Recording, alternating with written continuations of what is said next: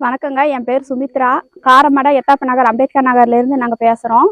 இங்க ஆதி திராவிட நலத்துறையில் எங்களுக்கு வீட்டு மனு பட்டா கொடுத்து 4 வருஷம் ஆச்சு. 4 வருஷமும் எங்களுக்கு எந்த ஒரு அடிப்படை வசதியும் இல்லாம இருந்துச்சு. இப்ப இந்த 3 மாசமா நாங்க கலெக்டர் ஆபீஸ்க்கு பெட்டிஷன் கொடுத்திருந்தோம், கரண்ட் தண்ணி வேணும்னு சொல்லி.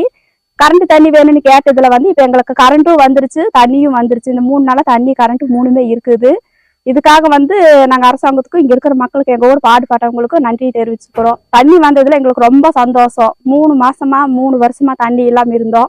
இப்போ 4 வருஷமா விலைக்குதான் தண்ணி வாங்கிட்டு இருந்தோம். நாங்க 4 வருஷமா மாசத்துக்கு 3000 4000ன்னு கை காசு போட்டு தான் தண்ணி வாங்கிட்டு இருந்தோம்.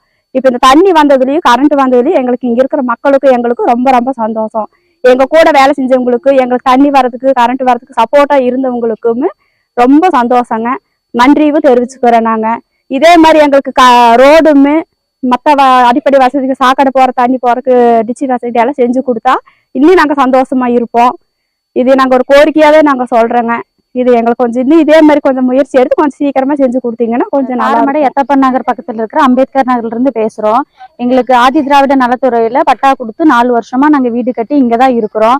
இது வரைக்கும் எங்களுக்கு கரண்ட் தண்ணின்னு எந்த வசதியுமே இல்லாம இருந்துச்சு. இப்பதான் போர் போட்டு எங்களுக்கு சப்ப தண்ணி வந்துட்டு இருக்குது. அதே மாதிரி ஸ்ட்ரீட் லைட் ஒரு 4 லைட் போட்டு கொடுத்துருக்காங்க.